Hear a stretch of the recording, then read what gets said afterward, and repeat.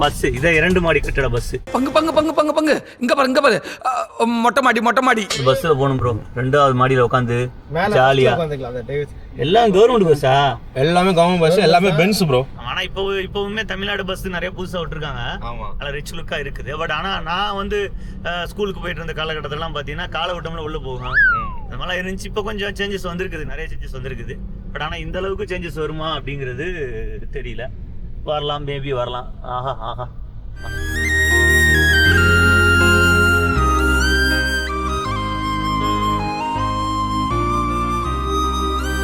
இந்த ஏரியா பேரு இங்க தான் வர்க் பண்றாங்க.